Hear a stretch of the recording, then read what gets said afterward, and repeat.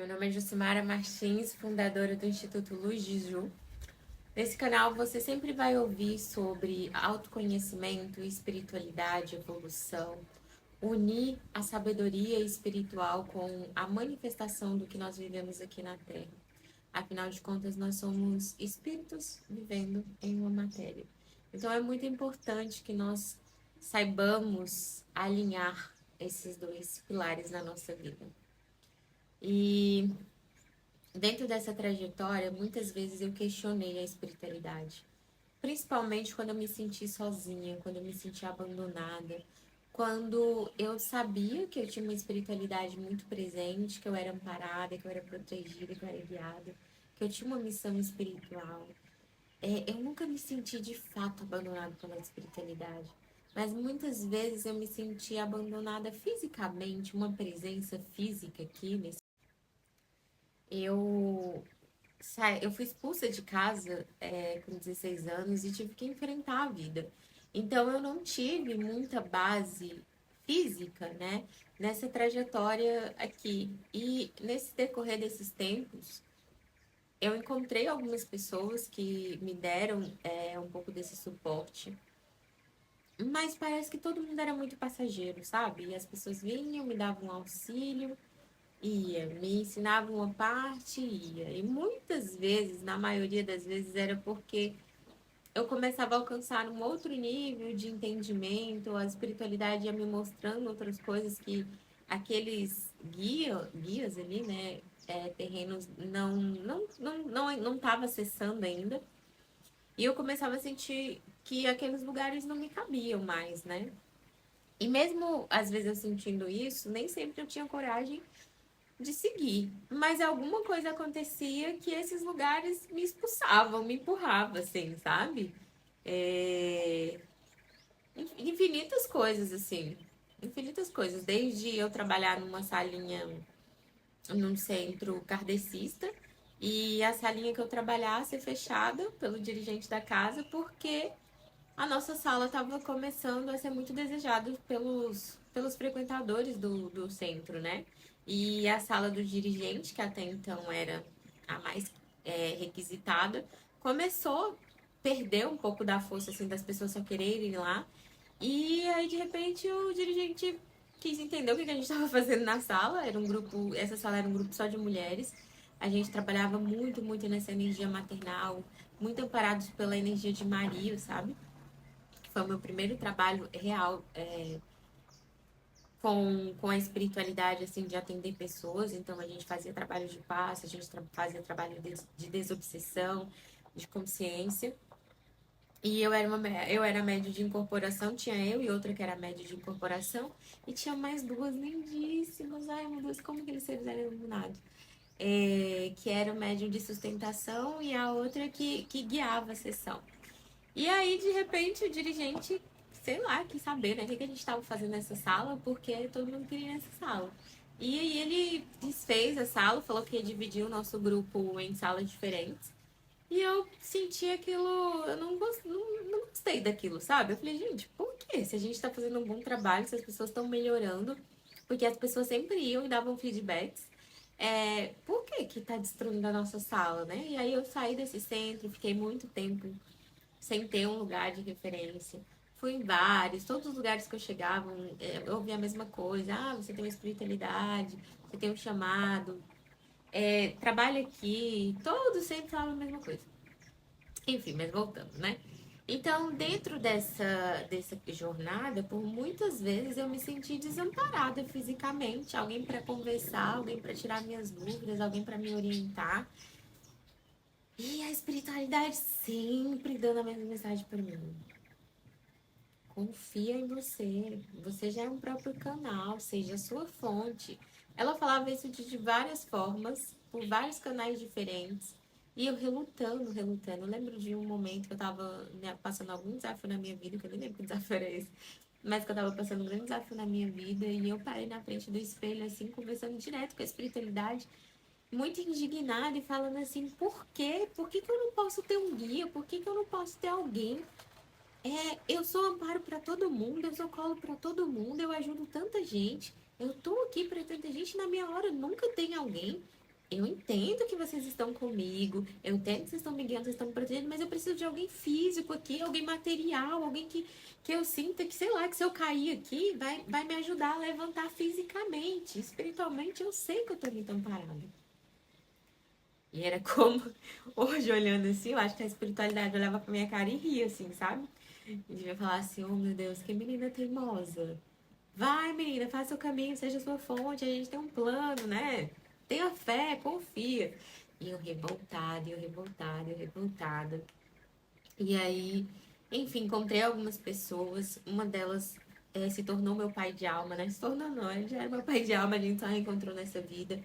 E por muito tempo ele foi o meu suporte, né? Físico aqui. Porque sim, a gente precisa. E eu lembro de outros momentos desafiadores na minha vida, assim, que eu tava com medo de passar fome, que eu tava com medo de não ter onde morar. E ele falou assim, minha filha, o que você precisar, se precisar de dinheiro, se você precisar morar na minha casa, eu estou aqui para te dar o suporte. Isso para mim foi, assim, extraordinário e curador, porque ali eu perdi o medo. Porque o medo era de eu, sei lá, passar fome e morar na rua. Se eu tinha um lugar para me acolher, alguém para me ajudar, eu podia arriscar, sabe? Então hoje eu vejo que muitas pessoas têm medo porque elas não acreditam verdadeiramente no suporte dela. É como uma criança. A criança ela tem medo. Mas se o pai e a mãe segurar na mão dela, ela vai se jogar. Ela pode até se lascar lá e se quebrar ali no chão, mas ela vai porque ela confia. E mesmo que ela vá, se quebra e se machuca, ela sabe que alguém vai cuidar dela. Ela sabe que ela não tá verdadeiramente sozinha, sabe? E aí ele foi o meu mentor por muitos anos. Eu sou muito grata.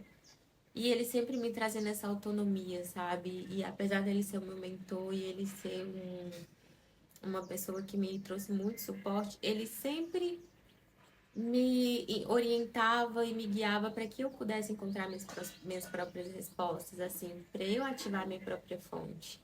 E não me limitava. E quando eu comecei a alcançar consciências maiores que a dele, quando eu consegui ter habilidades maiores que a dele, ele respeitou isso e ele soube utilizar isso. Então, inclusive, ele teve um adoecimento que no começo os médicos não sabiam explicar e ele me procurou para ajudá-lo, para atendê-lo. E sim, a espiritualidade me mostrou o que estava acontecendo. A espiritualidade mostrou que, na verdade, ele não estava conseguindo seguir o propósito que ele tinha se comprometido aqui nessa terra. E que a hora dele, se ele não se alinhasse, estava chegando. E isso estava afetando o coração dele. Então, eu até não consigo no atendimento com a mesa radiônica que eu fiz para ele, eu assisti uma cirurgia espiritual que foi feita no coração dele. Mas a mentora dele, que era uma mentora que estava acompanhando ele nesse processo, falou bem cá, olha, isso é um paliativo, a gente vai dar um pouco mais de tempo para ele, mas se ele não se alinhar.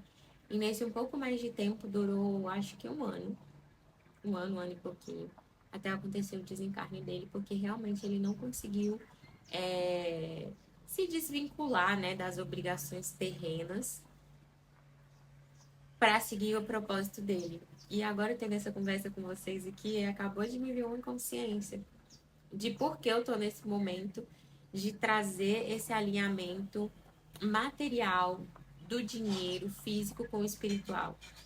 Inclusive para honrar a vida dele, porque ele era um ser que tinha consciência do propósito dele espiritual, ele sabia da potência dele espiritual, ele sabia das pessoas, ele já fazia um pouco disso, mas não na imensidão que ele foi programado para isso, e ele não conseguiu praticar isso por conta da questão material, por conta do dinheiro, porque em algum nível é, sustentado por essas infinitas crenças, ele não acreditava que era possível. Ele acreditava que primeiro ele tinha que resolver toda a vida material para depois, quando ele se aposentasse, ele pudesse seguir o chamado dele de alma. Só que alguns seres têm prazo. A gente tem, às vezes, um comprometimento com a espiritualidade que tem tempo. E o tempo dele não já tinha esgotado, não ia esperar ele se aposentar, né? E sim, se ele tivesse confiado, se ele tivesse seguido, ele ia ter o sustento, ele ia ter o suporte, né? Tanto que uma das maiores dores dele, que ele compartilhou comigo, era isso. Como que eu vou seguir e vou desamparar minha família, né? Eu preciso pagar isso, eu preciso pagar aquilo, né? E acabou que ele se foi e a família tá bem, tá seguindo, tá dando conta. Isso era uma crença dele, que ele que tinha que suportar tudo, ele que tinha que manter tudo, né? Isso era uma limitação dele. E nesse momento eu já tinha outra consciência, né? Que a espiritualidade estava me trazendo. Ele acatou, ele escutou, mas infelizmente ele já estava bem fragilizado, ainda muito envolto sobre muitas crenças. Enfim, e foi seguir sua jornada lá no plano espiritual, inclusive está aqui nos amparando nesse momento. Dentro disso, gente, se acostume, tá? Eu vou, eu volto, porque as consciências, elas vão vindo. Esses vídeos não são roteirizados, porque eu tô a serviço da espiritualidade, e se eles entendem que eles têm que trazer uma consciência no meio, vai vir, eu vou falar, e é sobre. Então, dentro desse processo, eu tinha muito essa dificuldade, porque eu falava assim, gente, mas não é justo eu ser esse canal da espiritualidade e eu não ter ninguém que possa ser esse canal da espiritualidade para mim. E todas as vezes que eu tento buscar alguém que seja esse canal para mim, eu chegava em dois momentos. Ou essas pessoas queriam me doutrinar e me fechar na caixinha e fazer com que a minha espiritualidade fosse usada somente por os propósitos deles. Então, assim, você trabalha aqui no meu centro, você é uma ótima média, você ajuda todo mundo, mas assim, só pode ser aqui no centro. Se você fizer em outro lugar.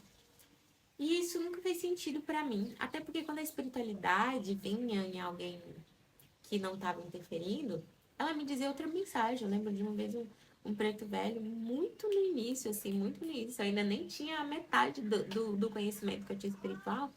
Falou assim pra mim, minha filha, você tá pronta. Se você precisar, coloca um copinho de água no chão, uma vela e pode ajudar quem aparecer no seu caminho. Você tá pronta. A sua espiritualidade está pronta, eu olhei assim. Como assim? Eu não entendo nada ainda, eu não sei nada ainda. E depois eu fui entender que eu estava pronta, porque quando realmente precisava fazer isso, eles me guiavam ali na hora e aí eu ia lá e fazia. Então funcionava. Já antes de saber de apometria, amiga minha já incorporou assim do meu lado, sem eu ter conhecimento, e eu tive que doutrinar sem saber que eu estava doutrinando, sem técnica, sem nada. Outra pessoa que tinha um problema de esquizofrenia, tinha vários surtos, a pessoa só se acalmava quando estava do meu lado.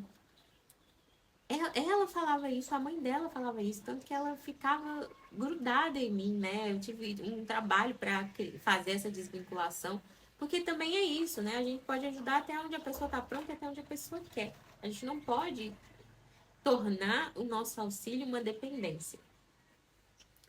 E muitos anos eu fiquei nessa birra, nessa birra, nessa birra, nessa birra, nessa birra. Até que hoje, aceitando esse chamado, esse movimento, né? Eu entendi que na minha trajetória e no meu propósito espiritual, tem sim um chamado de liderança. Tem sim um chamado de guiança, né? Que também já foi me confirmado em vários lugares. Inclusive, no último terreiro que eu frequentei, quando eu fui convidada para participar do terreiro, a primeira coisa que a entidade me falou foi: por que você tem medo do seu tamanho? Você tem noção do tamanho da sua espiritualidade? Gente, e é uma entidade muito verdadeira, assim, muito o seu Zé. Muito firme, muito sábia, né? Primeira vez que eu encontrei ele, eu tive até medo, assim, porque a energia dele era tão impactante. E ele me perguntou isso, sabe? Por que você tem medo do seu tamanho? Por que você tem medo? Você tem coroa para ser mãe de santo. Como que eu te chamo para trabalhar aqui se você tem medo? Aí, naquele momento, eu retruquei. Eu falei assim, mas eu não tenho medo. Eu trabalho já com espiritualidade. Eu sei da espiritualidade que me acompanha. Ele me falou assim, você não sabe ainda a metade. Você não sabe ainda o tamanho. E para mim, naquele momento, já era muito. Eu já ajudava pessoas espalhadas pelo mundo, já tinha assumido realmente que eu trabalhava diretamente com a espiritualidade, já tinha parado de me esconder atrás das técnicas terapêuticas, já vi muito resultado, já sustentava o processo espiritual junto com muitas pessoas, mas realmente hoje, né, vendo o tamanho da expansão que tem chegado, hoje eu entendo que tamanho é isso que ele fala dessa grandeza, né? E aí eu entendi que, na verdade, não era a espiritualidade que estava fazendo birra comigo, ou não queria me permitir que eu fosse guiada, porque se eu sempre fosse guiada, eu nunca ia acessar essa minha habilidade, esse poder de liderança, que era o que ia sustentar o meu propósito agora nesse segundo nível. E eu acho que eu atrasei muito isso por conta dessa birra, sabe? E aí, dentro desse processo, por conta dessa teimosia de sempre querer ficar achando a resposta através dos outros, né? Então, pessoas que eu sabia que eram confiáveis, trabalhos que eu sabia que eram confiáveis. Mas o que que acontecia, gente? As informações vinham sempre truncadas. Tudo que eles me falavam não acontecia como eles me falavam. E aí eu questionava a espiritualidade. Eu falei, como assim, gente? A entidade me falou isso, o Pai de Santo me falou isso. Por que vocês estão me enganando, né? Na verdade, era eles, né? Mais uma vez tentando me trazer esse aprendizado. Para de ficar buscando. Aceita que você é uma fonte, porque não era só sobre mim, né? Se eu sabia, conhecia as fontes que eram sérias e seguras, mas se eles tivessem me dado todas as respostas através dessas fontes, eu não ia aflorar essa minha potência de ser uma fonte, sabe? Apesar de eu ia ser uma fonte pequena, eu não ia aceitar esse chamado e esse preparo que eu tive a vida inteira para aprender a ser uma fonte mais expansiva, né?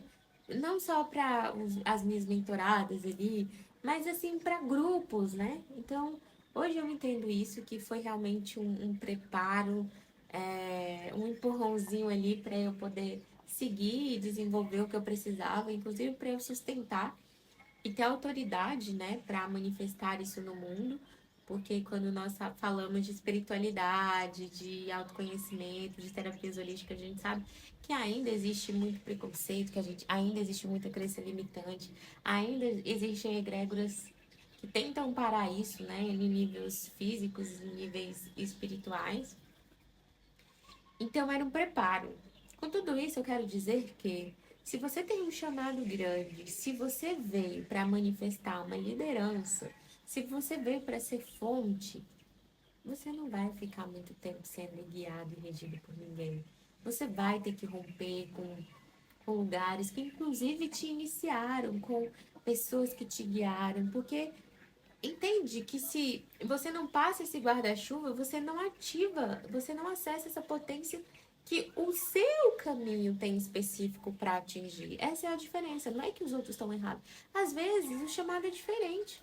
Realmente, tem gente que nasceu para o propósito dele ali é dentro, sei lá, só da casa dele. Se ele cumprir o propósito dele ali dentro da casa dele, pronto, ele já cumpriu o que a alma dele veio fazer aqui. Tem gente que não, gente.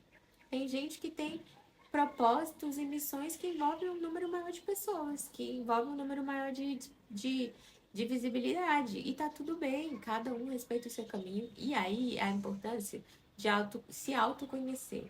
Aí a importância dos seus processos de descoberta. Que sim, você pode ser guiado, você pode ser direcionado por aqueles que estão um pouco à frente, que tem uma sabedoria um pouco maior do que você tem naquele momento, mas nunca se aprisionar, nunca parar.